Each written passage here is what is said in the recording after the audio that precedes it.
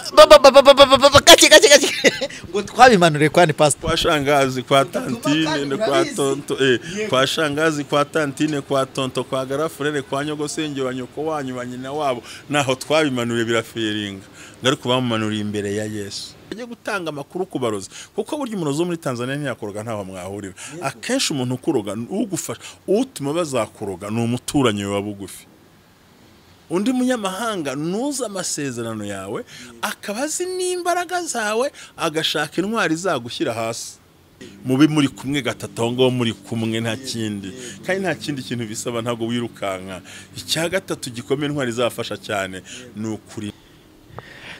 Reka ngushimire mu izina ry'umwami wacu Yesu Kristo ko tubana hano ku bumwe bw'abera ministries turi kumwe na mushumba arunambira ngo turi kumwe na pasiteri none nanjye ntituri kumwe na mushumba. Muraho neza mushumba. Muraho amahoro Imana bane namwe namwe muhora. Merci beaucoup murakoze Imana iguhe umugisha mu izina rya Yesu. Ya pastor ko ure gusinzira menya waraye mu giteramo cya Nohe cya Bonane. Ntabwo ndi gusinzira ahubwo ndi kubona ibintu Imana inyereka igiye gukemurira abantu. Ndi maso no kuri nari mbonye ufite umunaniro ku maso ukuntu niba ari umugabo ufite imbaraga n'ingewe ariko ndimo nderekwa by the way ndimo nderekwa ibintu bikomeye ko ndimo nderekwa ko dutangiye umunsi wa mbere w'umwaka umunsi wa mbere tariki ya mbere muri 2020 mu kwezi kwa mbere muri 2020 kangahe na gatatu. So ni umwaka w'igiherwe umwaka wo kubonerwamo imigisha yawe umwaka uronkamo ibintu byiza cyane. Uyu mwaka ushaka banyegere dusenga cyane ko Imana yavuze ko ari umwaka wo gusohoza imigambi myiza ifite ku bantu bayo.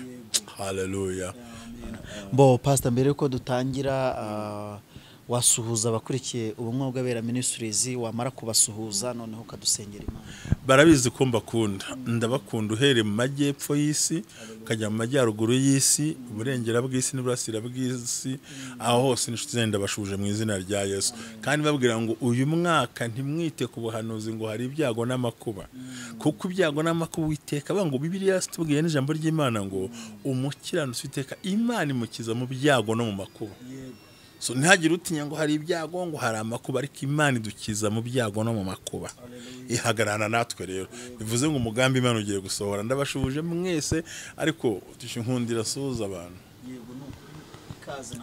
abantu numva ashatse gusuza cyane n'abantu bamaze igihe bategereje ko Imana igira ikibakorera babazwa ngo ari kuzarongorwa ryari uzarongora ryari nkaho wabyanze kugira urugo abantu bashuje mwe ni muhumure ubukwe burahari iyavuganye namwe nta cyenda guhindura. Hari wambajije kare kuri haciye mu gikara ngo rwose pastor Imana irabeshya ngo yambwiye inzu n'umwanka banayibonye none se ko imyaka igihumbi ku Mana kari nk'umunsi umwe ubwo zizaza ryari kandi ntazi kubarindwa n'isezerano. Shuhuje abakobwa mwese bita ko mwagumye mu rugo shuhuje abasore mwese mutakijya mu cyiciro cy'urubyiruko ntimujye no mu cy'abagabo mwabuze aho mwikarasa ko Imana itarobakira urugo mbahumuriza mbwira ngo ndabakunda kandi Imana igiye kubikora mu buryo bwiza mu izina rya Yesu amen. Nanjye wanyimira ngasuza abantu bakeya ndasuza uw'amahoro iyi n'umwaka mushya muhire ndashuza uw'amahoro Esperance ndasuza Berekisi Mizero ndasuza Batamuriza Joy ndasuza Marie Claire Tugira Yezu ndasuza Fidelite niyo yankunze ndasuhuza Lisa Niragire ndasuhuza Nyiransabimana Marie Teresa ndasuhuza Bahore Steven ndasuhuza Janine ndasuhuza Mawombe Nyamwiza ndasuhuza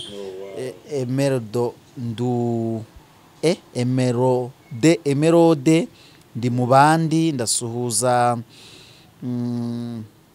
Dibuze Mana n'abandi benshi n'aba Claudina Dusabe Maria Eva Promise ndasuhuza Asumuta ndasuhuza uyu wanditse ngo ni Mutoni Christine n'abandi bose bakunzi b'ubumwe bw'abera Ministries. No, Imana y'amahoro ibaha umugisha. Sengera Mana data wa twese uhora Mana y'amahoro kandi Mana y'imbaraga, Mana y'igikundiro, Mana y'ubushobozi, Mana yera, Mana igitabara, Mana igivuga, Mana igikora. Turagushimiye kuba turinze umwaka watambutse, turagushimira kuba tubereye Imana, turagushimira ko waturengeye Mwami. Tugushimiye n'umwaka tutangiye kugira mu mbaraga z'ubushobozi n'ubutware bwawe, kabagendana nawe ntibacogora, bagendana n'Umwami ntibajya baruha. Ndagushimiye ko umugambi ugiye gusohora ku buzima bwa buri muntu ari we wese, kandi ko mwamukoze ibitangaza. Umfashe n'umukamera n'umukozi wawe n'umunyamakuru Mwami, twese uduhana umugisha kugira ngo abagiye kumvira ijambo bakira ibiremereye bivuye mu mutima mwiza kandi bikomeye kandi bindura amateka kubwa Yesu Kristo Umwami wacu. Amen.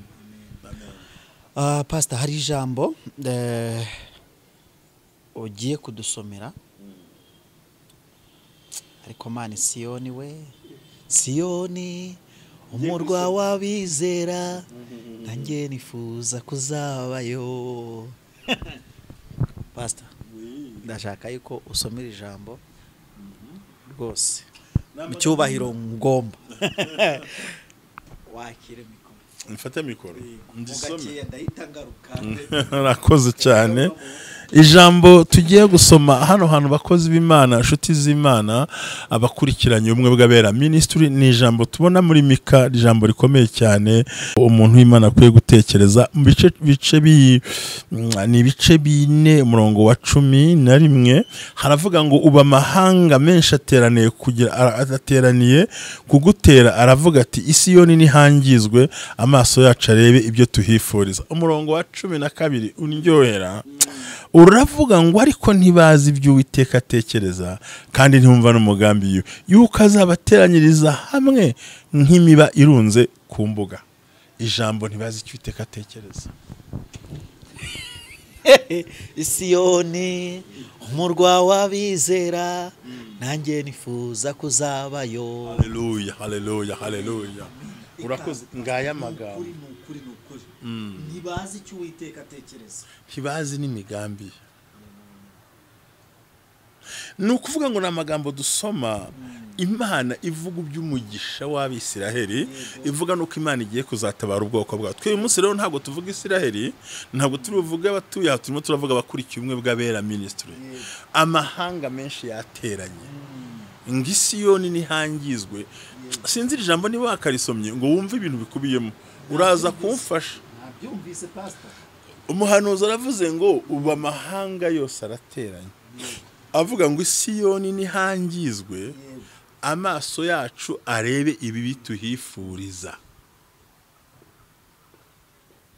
Pastor, reka nkubwira akantu mvumbuyemo hano. Uba amahanga, uba abarozi barateranye ngo yego, ngo barateranye ngo barebe uburyo ibyo mwasengeye mwinjira muri 2023 byangizwa.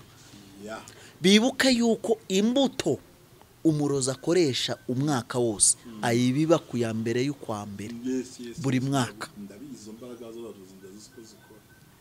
Buri kwezi bakajya kureba aho imbuto yabo igeze. Uba amahanga aratera. Sobanura amahanga. Amahanga ku Bisiraheli n'abari bazengurutse baturanye niyo mahanga, ariko twe mu buryo bw'umwuka, umunyamahanga ni umuntu utazi isezerano ryawe. Mbega ni umunyamahanga ku byawe, ni umushyitsi ku byawe.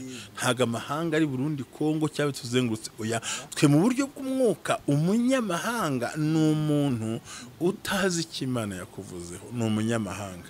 Umunyamahanga wa kabiri nuzi Imana icyo yakuvuzeho, akajya kwifashisha amahanga kugira ngo agusenye, agakura amakuru iwawe kugira ngo ajye gutanga amakuru ku barozi. Kuko burya umurozi wo muri Tanzania ntiyakoroga ntaho mwahuriwe. Akenshi umuntu ukuroga, ugufasha, utuma bazakuroga ni umuturanyi wa bugufi. Undi munyamahanga nuza amasezerano yawe, akabazi n'imbaraga zawe, agashaka intwari zagushyira hasi, akifatanya n'aya mahanga. Rero ayo niyo bavuze ngo amahanga yose arateranye, avuga ngo Isiyoni nihangizwe, amaso yacu abone ibibi tugira gute tuhifuriza. Muri make amaso yabo afite inyota yo kureba ibyifuzo bibi byabo bari bafite. N'iri jambo shaka dusesengura umukozi w'Imana rikomeye. Uba mahanga yose ngo abatazi icyo Imana yavuganye nawe bari ku ruhande bo nta n'amakuru bibitseho bambe, ariko hari abo twabanye mu butayu bwa Kadeshi, hari abo twajyanye mu Kinzanye, hari abo twajyanye muri Kizabonwa, hari abo twasinganye ku Karago, hari abazi icyo Imana yatuvuzeho, hari n'abazi neza n'imigambi myiza Imana idufiteho, yewe rimwe n'abahanuzi banabihanuye, ariko kubera ko bo nta mbaraga zo kubikora bagiye kwisunga Egiputa. Ejele bakita maifora, kuko umuntu utakuzi yakwifuza yiba gushaka hiki ngo Isiyoni nihangizwe, amaso yacu arebe ibi tuhifuriza, ariko ntibiza gukunda kuba dukurikiye mu izina rya Yesu. Ntibishoboka umwuka w'Imana urimo urambwira kuri iyi tariki ya mbere zo kwa 2023 Imana yavuze ngo izo nama zinyuzemo. Sinzi niba utarumva uko nasesenguye, kuko hari umunyamahanga, bose umunyamahanga reka nkuye nk'urugero, ninde wanwa mu mudive twahurire ko tudasengera ku isabato, umuntu tuyi Kibungo twara ko gento yi Kigali, ariko byaburi 56 ngo si umuntu wantotse mba narihanganye, si n'umwanzi wanjye bamvuze nabi mba naciye bugufi, ngahubwo ni inshuti yanjye magara, wowe twagendanagendaga mu nzu y'Imana tunezerewe, kuko umwanzi w'umuntu ari wo mu rugo rwe. Rero umunyamahanga nta makuru y'ibyawe, ariko hari abantu bigize abanyamahanga bazi icyo Imana yavuze, bazi aho uzarambagiza, bazi ibyo uzajyaho, bazi akazi uzakora, bazi ibyo utegura. Hari abantu bagenda bakifashisha abanyamahanga kugira ngo umuntu yangizwe. Ba bandi banyamahanga bigize abapagani, amaso yabo areba ibyifuzo byabo ko byashyizwe mu bikorwa.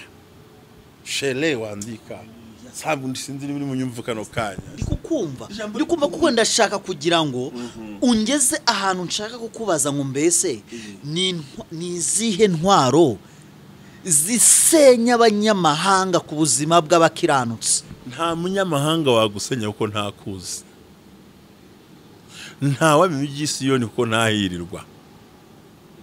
Nabo yavuze ngo ni ntaza mwisangira, abo ni bayani na bayambure barwanije Mose. Murabyumva bakorana babire mu dutatu bose n'Abisiraheli.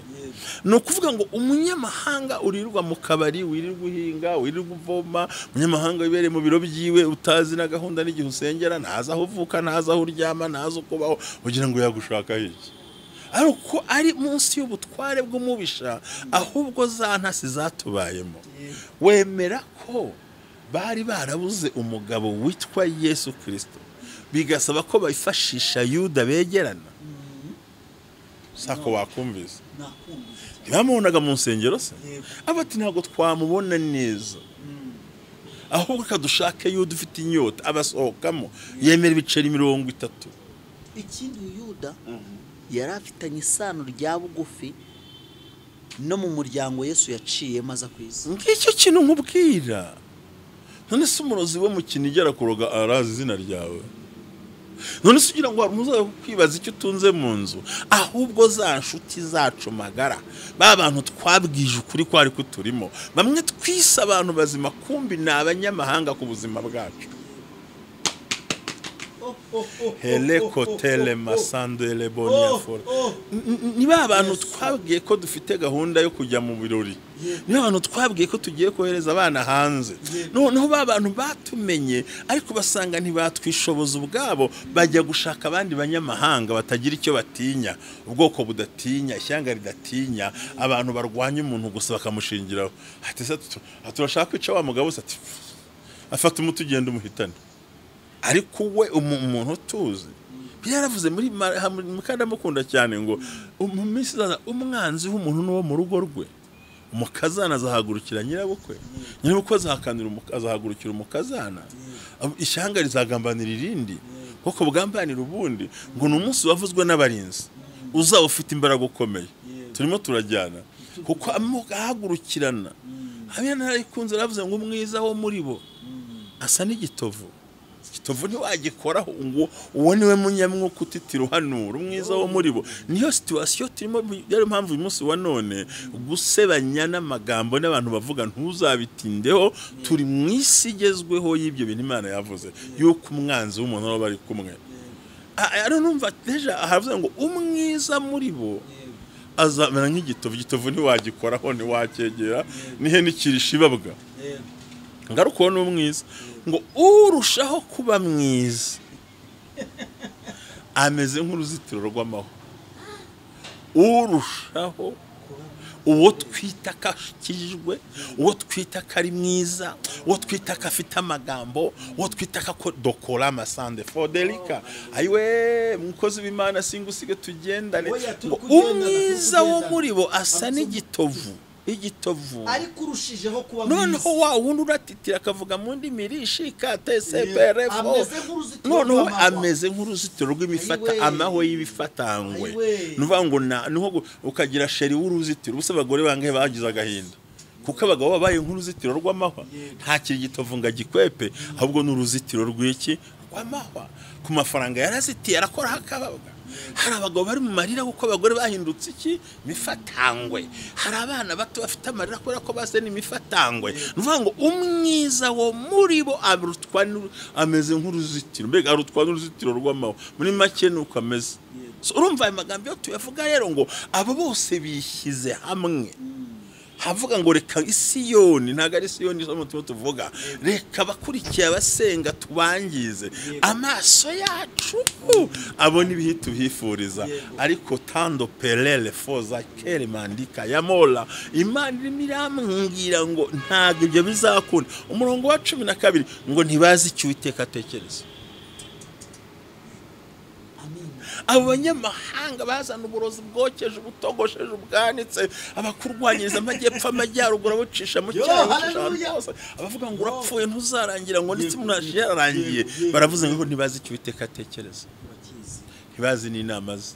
Azabarundanyiriza hamwe nk'imiba. Helekuta sasha imene. Abatwike.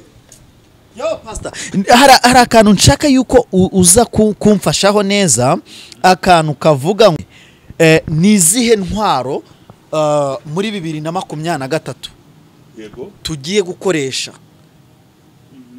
dutsinda aba banyamahanga. Icyambere nta kubiha agaciro. Nubu ndacyavuga n'umushaka muzamfate mu mfungirano mvuge kubabwira ko ntazigera mbwira Imana ikibazo, ahubwo nzabwira ikibazo ngo mfite Imana ishobora. Intwaro ya mbere bazarwanisha nuko badakuka umutima. Satani n'umurwanya ariko ntanesha. Nta n'intwaro Satani afite yanesha umuntu Imana yahagazeho. Erega ikintu kitwica icya kabiri yenda nkivuge, uraza kukivuga mu Kinyarwanda nawe kiracyumva kuba close n'Imana. Kuri close muri kungu bumwe n'Imana, muri kumwe aho ngaho uri close nayo mwegeranye muganira nk'inshuti zikorana. Kuko Imana ntabwo ari Bin Laden, Imana ntabwo ari intera hamwe, Imana ntabwo ari polisi, Imana si umusirikare. Imana se ni urukundo. God is love. Cyuhatandukanye urukundo n'Imana kuko byose biri kumwe. Dieu est amour. Mungu ni upendo. Ayibana mukama wa mukama w'ikigongwe. Ndakuvuza ukuri mukozi w'Imana. Imana ni urukundo. Icyambere ni ukudakuka umutima. Kabiri ni ukugira ngo ube close n'Imana yawe. Mube muri kumwe gatatu aho ngaho muri kumwe nta kindi. Kandi nta kindi kintu bisaba ntago wirukanka. Icya gatatu gikomeye ntwari zafasha cyane ni ukurinda icyo bavuganye n'Imana. Kuko icyo wahawe n'amavi ukirindisha amavi. Icyo niba warahawe urugo no gusenga urindisha isengesho. Niba warahawe n'akazi n'isengesho birindisha isengesho. Kuko ibyo wahawe binisha cyabiguhesheje. Helema taye sole uzatuma mvuga mu ndimi kandi wa mugabo wewe uzatuma nsohoka mu marojike y'abarevera nge mu marojike y'abaprofete kandi nagombye kuba ndi biri mu bintu nagiye buriya nkubwiza ukuri cy'umwuka yaduhaye icyo waheshejwe n'umwuka ukirindisha umwuka, icyo wahawe n'umuntu ukirindisha uwakiguhaye, ariko icyo wahawe n'Imana ukirindisha umwuka. Ariho Pawulo abwiye Timoteyo ngo uramenye ikibitsanyo cyiza naguhaye, ukirindisha umwuka wera. Kibitsanyo cyiza ufite, impano ufite indisha umwuka wera. Sivuze ngo muri 2023 intwaro bazakoresha kuba bazigama icyo Imana yavuganye nawe. Keep it. Kandi ubisubiremo ko yavuganye nawe. Ko buri mpamvu nirinze kuvuga icyaha cyane suko ntazi ko bikenewe, ariko ntiwaba close n'Imana unakora n'ibyaha ngo bikunde. Of course kuba close n'Imana automatically wakiranutse, kuko hari amagambo n'amahame. Iyo ntwaro ukayitwara, indi ntwaro izagufasha kunesha ayo mahanga yishyize hamwe, nuko Imana ikubereye maso. Hakindi mva nkubwire twishe turasinzirika abamaso. N'ubwa mbere nabonye umutegetsi arinda uwategeka.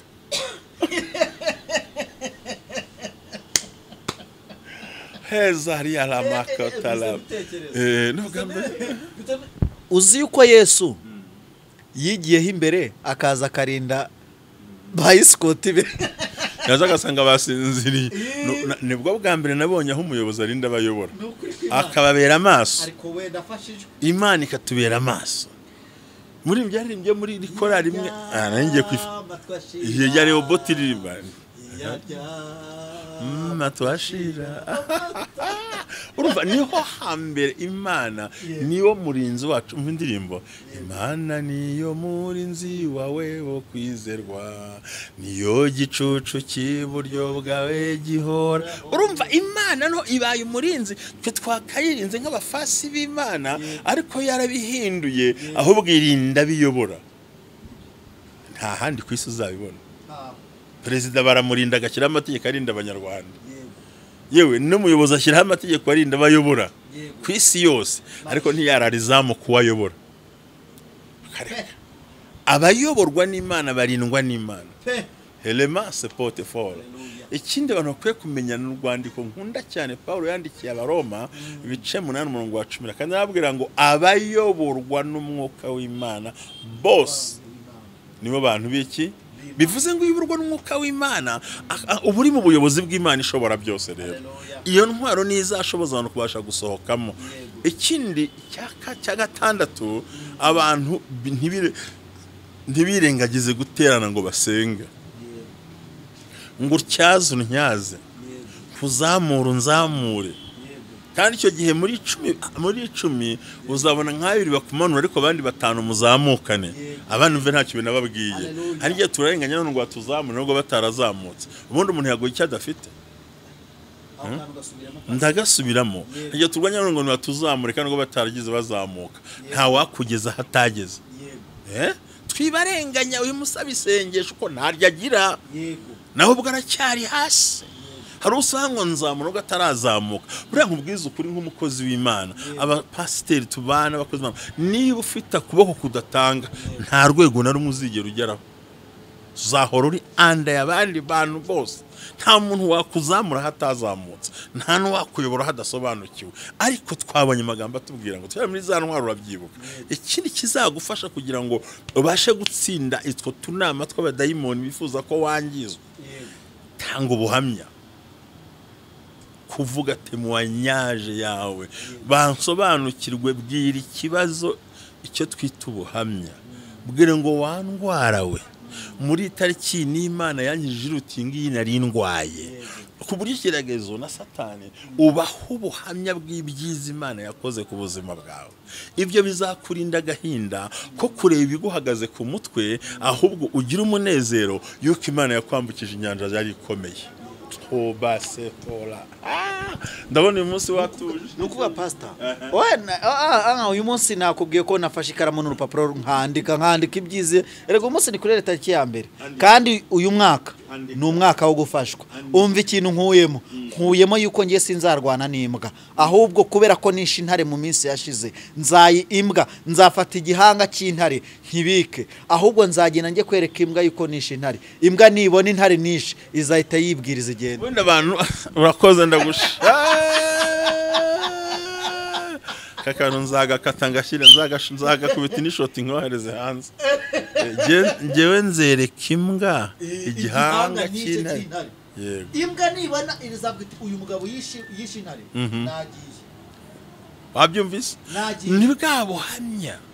Ubuhamya ubundi. Ngewe ntabwo nsata. Ubuhamya mu bihamya.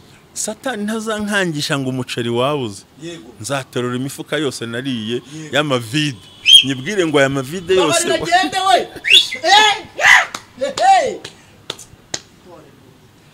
Nzabwira Satani ni kuri kusakuriza aya mafuka yose imifuka yose y'amavide. Wanguriyemo ingahe? Amavuta yazamutse nza n'utubido tw'amavuta meza. Ubu bujerikani bw'amavuta harimo angahe yawe? Bizatuma Satani atanyataka. Ariko kubwira ibintu by'ubwenge n'imbaraga zo kubwira abantu bakabyumva. Ntabwo uzambwira ngo matera yanjye yashaje. Ntuzankangiza vuga ni ishaje wowe warayinguriye. Nibyo. Ibi ntabwo ari wowe wabikoze, n'Imana yanjye yabikoze, n'Imana yanjye yanshyigikiye. Dufite ibihamya tugomba ariko nkubwiza ukuri uzaneza kurwara umutwe ubwe nti kanseri yarakize warahari wowe. Ntabwo Satani azankangisha amasafuriya yapfumutse. Nzamubwira ntasi yapfumuwe nawe. Nawe niyo wayaguza yangaye. Iwe umwana mubye ni wamumpaye. Kuki ushaka kwataka igihugu cyanjye? Fite Imana ishobora byose ikarangiza byose ikabikora kandi neza mu gihe nyacyo kandi mu gihe gikwiriye. Rero yakoze ibyo. Yego, yakoze ibyo. Aho yagiye. N'uyu munsi iracyakora. Ari mpamvu Baheburayo bavuze ngo Baheburayo ngo uko Kristo yarareje n'uyu munsi nejo niko azanahora n'iteka. Haleluya. Mu bami yabwiye abantu ngo ntimukube ngo ndi Imana ya kure, ngo ndi Imana ya hafi. Abandi mwaravuze ngo mpimbira mu kabande no ku musozi nzabatsindayo. Niko yabwiye abafilisiti. Ibyo rero bituma ugira imbaraga wirangazwa n'inkweto zacitse ngo Satani gukangisha inkweto zacitse ngo zakuvuyeho inkweto zarangiye ngo urabikora gute ngo biraza kubitwara gute ngo bikurangiriye. Jye mubwira ngo izari zihari zo uzifitemo uruhare. Intwaro tuzatwaza muri 2023 kumenya guha ikigeragezo ubuhamya. Yego. Abaje bagihetse ukabaha ubuhamya, n'abaje bagiherekeje ukabaha ubuhamya, n'abacyongera ibirungo ukabaha ubuhamya.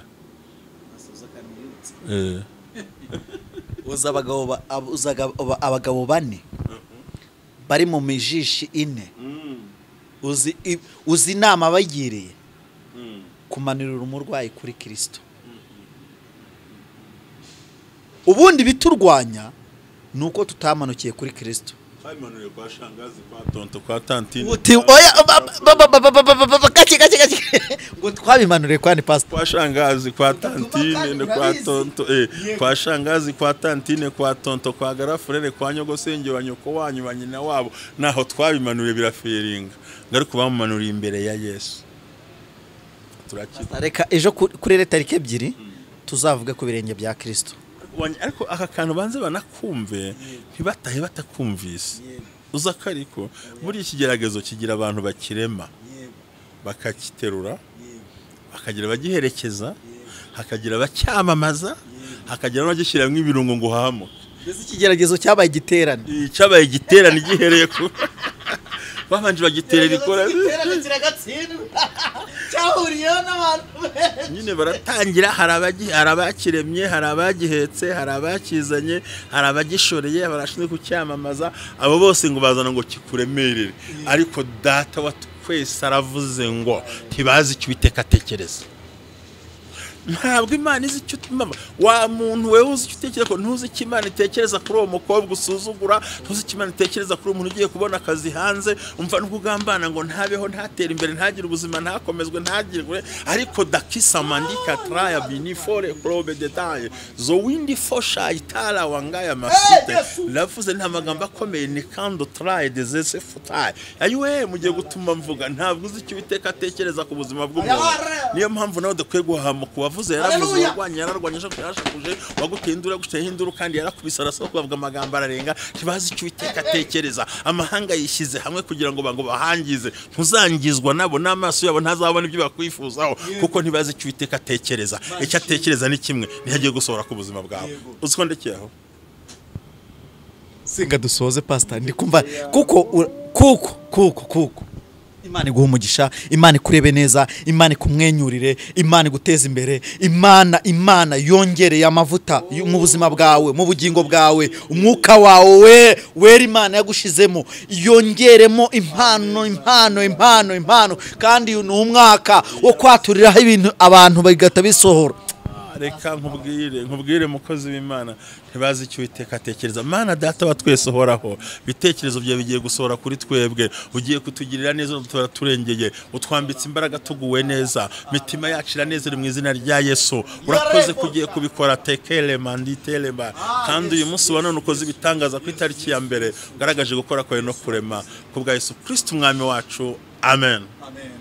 Imana y'amahoro ibahe umugisha, ibarebe neza, ibamwenyurire, museke, kandi uyu mwaka ugutangiye n'ukuri muzawusozanye n'ubwiza bw'Imana. Amina.